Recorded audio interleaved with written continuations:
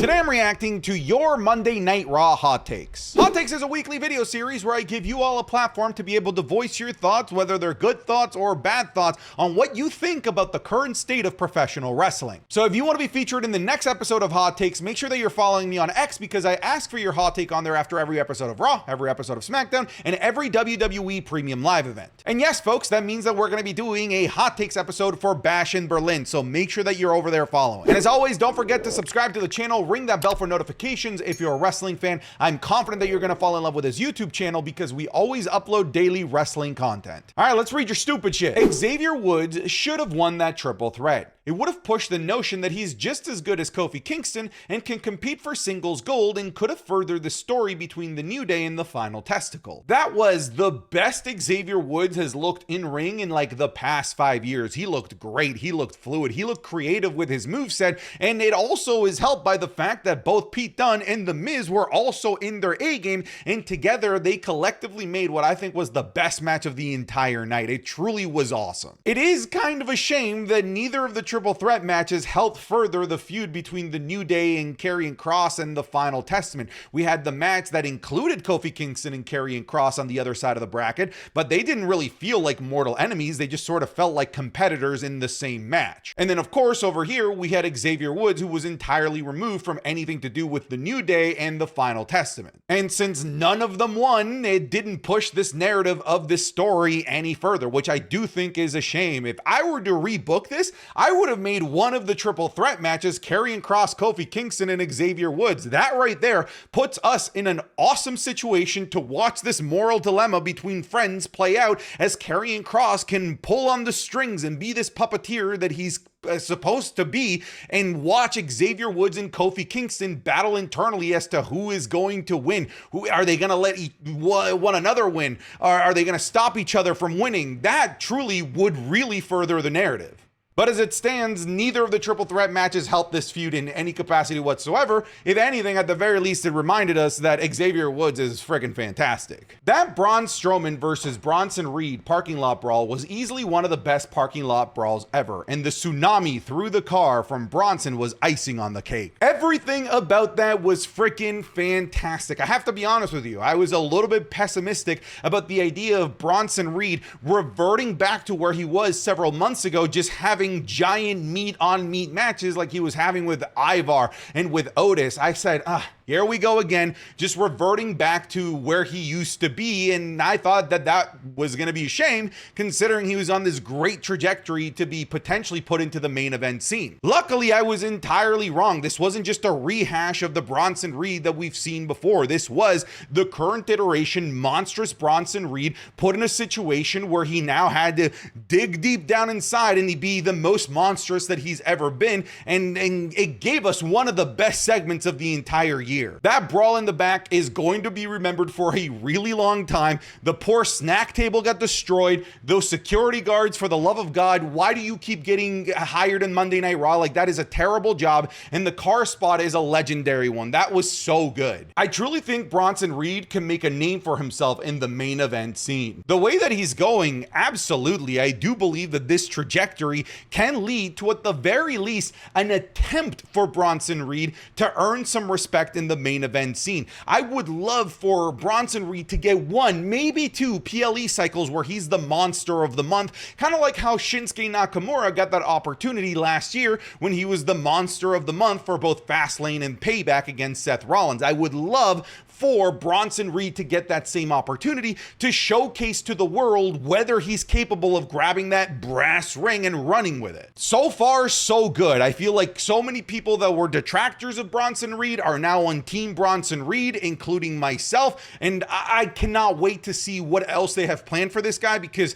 in just the last 5 weeks, he's become must-watch TV in my opinion, and when you're must-watch TV, the main event scene is only a couple of clicks away. Howdy should go back to the silver mask and dreads. That was just such a weird outfit to be wrestling in, wasn't it? The mask just seemed to be getting in the way every 5 seconds. The hair was just flowing all over the place. He's trying to remove it, and I feel like I'm okay with the mask, but the hair really made it difficult to gauge Uncle Howdy / Bo Dallas's emotion through his eyes and through his mouth, because he's really good at conveying emotion with his laughter and with his eyes, and we weren't able to see any of those throughout the entire match. It's an easy fix. I'm sure they can, I don't know, make the hair look different, make it shorter, whatever it might be, but I don't think that this long, flowy, gray hair Uncle Howdy is going to be the best way to showcase Bo Dallas, at least from an in-ring perspective. This is not something that makes me a detractor of the Wyatt Six. I just think it's a simple fix, and I think it's something that they should fix. I do think that the hair was kind of ridiculous and getting in the way. Dom should win the Intercontinental Championship. My man, look at you now.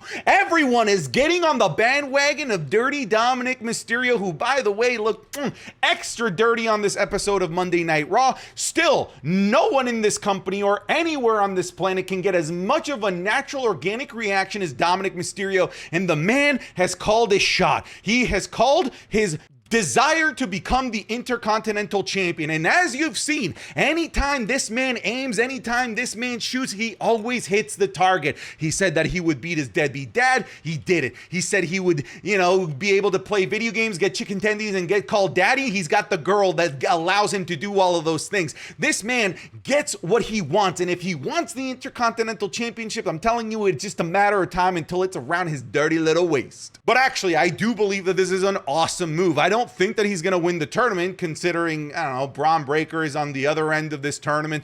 I don't think that'd be a great dynamic, but still, just the idea that we're starting to plant the seeds for Dominik Mysterio becoming a champion in the WWE's main roster, I think it's starting to become long overdue. When you get this big a reaction, regardless of whether it's boos or whether it's cheers, you gotta do something with it. I do think that he's going to become Intercontinental Champion or US Champion within, at the very least, the next 365 days. You can come back to this video and we can figure out whether I was right or wrong. Where is Kiana James? No point in drafting her up. Let her continue to develop instead of sitting in catering weekly. This has been a weird NXT call-up crop, right? I know that neither Tiffany Stratton or Braun Breaker were technically part of the draft, but if you include them in this class, really it's just them and Carmelo Hayes that are being treated properly. Like when I look at the rest of the field, Lyra Valkyria got her first comeuppance at first, but then all of a sudden she's already disappeared. You've already mentioned Kiana James. And of course, there's Ilya Dragunov. And let's not even get started on what happened with Dijak. This has been a very peculiarly used crop of NXT call-ups, I have to say. And Kiana James, to be fair, I was shocked when she was drafted. Everyone else that got called up, I understood. I felt like they had their run. They did their cycle in NXT. But Kiana James was on the precipice of being able to jump to the NXT women's title picture. And on top of that, NXT, literally like 2 weeks later, introduced the mid-card title for the women's in NXT, which again would have been a great place to develop a great heel like Kiana James.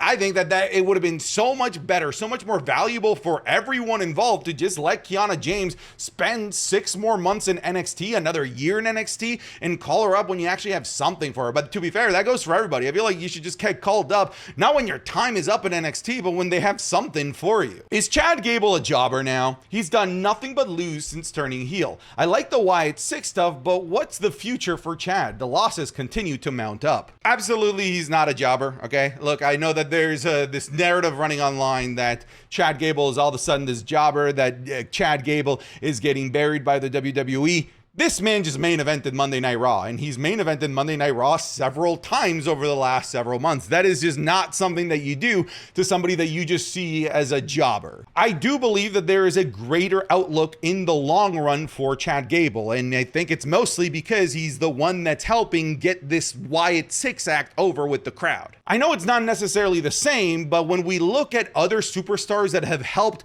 other things or other people get over, typically they tend to get some sort of reward at the end of the tunnel. I think of Sami Zayn and Johnny Knoxville, where he got added to the bloodline and then eventually became one of the biggest superstars in the WWE. We have Damian Priest helping Bad Bunny get over, eventually he becomes world champion. I'm hoping that that's where this train is leading. Don't forget, like, Chad Gable re-signed with the WWE, and as far as we can tell, he re-signed because there was a vision that was laid out in front of him, and I'm hoping that that vision is something much bigger than just losing to the Wyatt Six every week.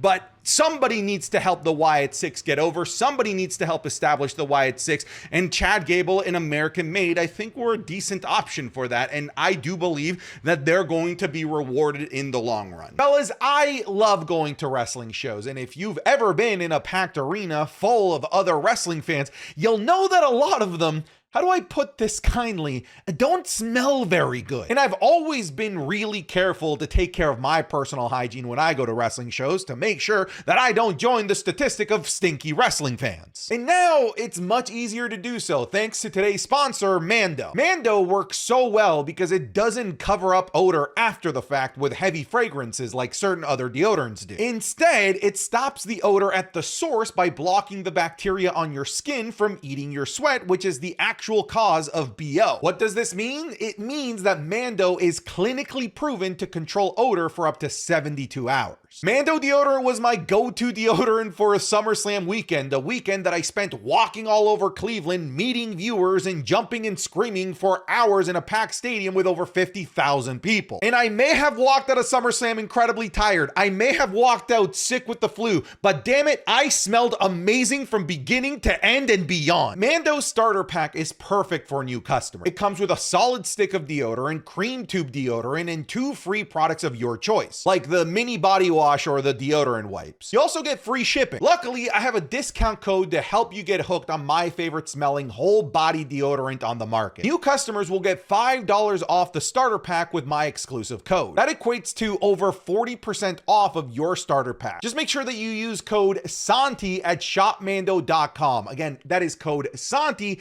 at shopmando.com. Thank you very much to Mando for sponsoring today's video. Now let's get back into it. The Pure Fusion Collective is a complete joke. No one is behind them and no one cares either. Like I hate that I'm in this camp because I don't want to be so negative, but they are a frustrating group. They're a frustrating group because they go out there, they don't really get much of a reaction. People kind of are bored by them. They go out there and lose more often than not, and then they get on the mic and say that, you know, Monday Night Raw has been put on notice. Notice of what? That you suck? Okay, all right, we're going into that negativity route that I didn't want to go.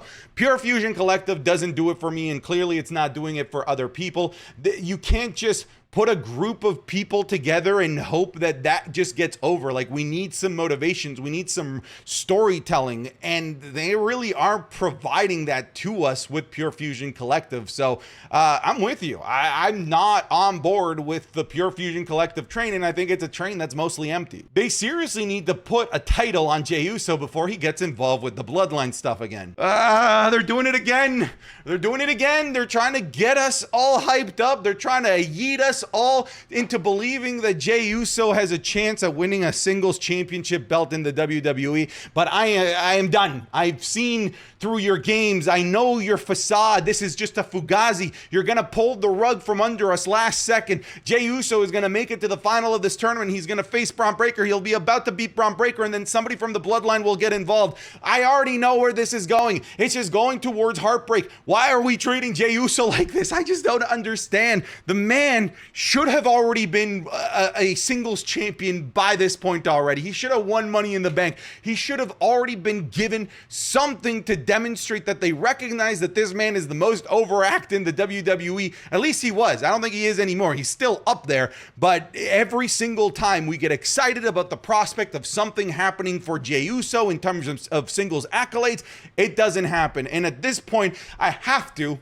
by default temper my expectations because I've been hurt too many damn times. While I'm still enjoying the Wyatt 6, I'm starting to think that maybe Chad Gable and American Made wasn't the best choice for their first feud. I think American Made would be better suited chasing gold and the Wyatts preying on single stars like the original Wyatt family. I think them preying on single stars would actually work better if they were heels, but since they're baby faces, preying on an individual is kind of heelish behavior, but I'm kind of with you. I want to see them prey on one individual and torment them and make them go through their own personal nightmare. But then again, that has its downsides because it prevents us from getting these multi-person matches that involve, for example, in this scenario, the Creed brothers and even Ivy Nile alongside the other members of the Wyatt 6 that aren't Bo Dallas. So it's got its ups and downs, and I'm still mostly in the camp that I really like what's going on between Chad Gable and the Wyatt 6,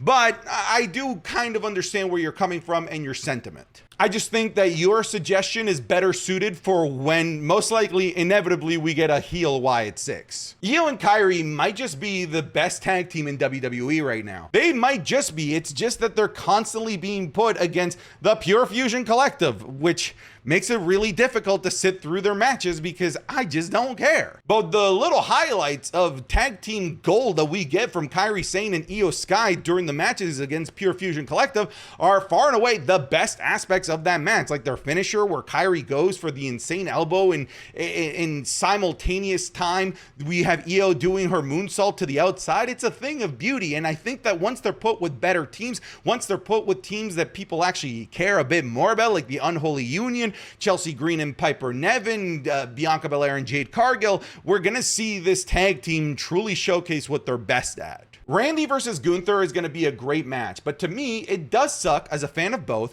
and Randy being such a legend that I do not see him winning because he certainly deserves it, but Gunther is just on a different level right now, and I do not see him losing anytime soon. Look, Randy is going to win major accolades still throughout the rest of his career. He's going to win that big gold belt, he's likely going to win the Undisputed Championship, and he's likely going to get the 16th and 17th world title. I'm confident in that, and I understand where you're coming from because he's probably going to lose to Gunther, but I don't think that this is cause to be sad. I think it's just cause to celebrate the fact that we're gonna get a great match, and Gunther winning really helps Gunther like a lot, especially because he's got that cloud still hovering over his head about the fact that the ref didn't see that Randy's shoulders were up. So this will really help Gunther, and Randy losing doesn't hinder Randy because it's Randy freaking Orton. He can lose 10 million times and people are still going to adore him. This guy is on like a 2-year singles match PLE losing streak, and he's still like the most over guy in all of Monday Night Raw. So it's gonna be okay, but it's gonna be okay. This may be the best year in Monday Night Raw history. From the matchups to the moments,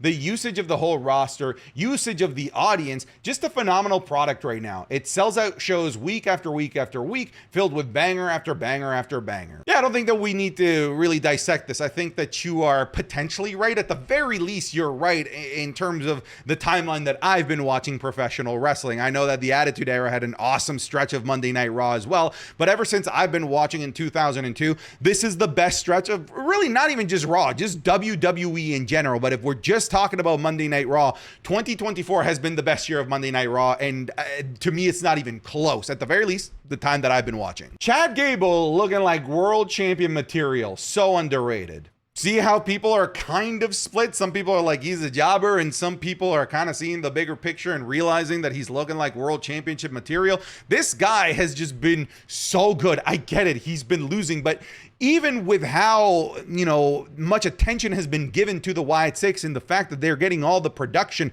and a ton of time, Chad Gable is still walking out of here as the brightest gem in this entire feud. I do believe that after this feud, there are big things for Chad Gable. Might be a world title, might be IC, we'll see. What's your response? Dom sniffs, lives, farts. Dom can do whatever he damn well pleases, okay? Pete Dunne needs to at least make it far in the tournament for me to still be on the somewhat existent Pete Dunne hype train. Bro, just stay on the train, brother. It's a good time here in Train Pete Dunne. This man has been putting on fantastic matches, and he's a workhorse for the WWE right now, having feuds on Raw and full-blown feuds in NXT as well. This man is working back-to-back nights nights plus live shows, like Pete Dunne is starting to slowly become an incredibly valuable asset for the WWE. I think he'll go far in this tournament. I don't know that he'll win it, but I do think that you got to stay on the strain here in the long run, okay? The Pete Dunne train just got off the station. Don't be jumping off just yet. You're going to regret it. All right, folks, thank you so much for submitting your hot takes. That's it. I'm done. Get out of here.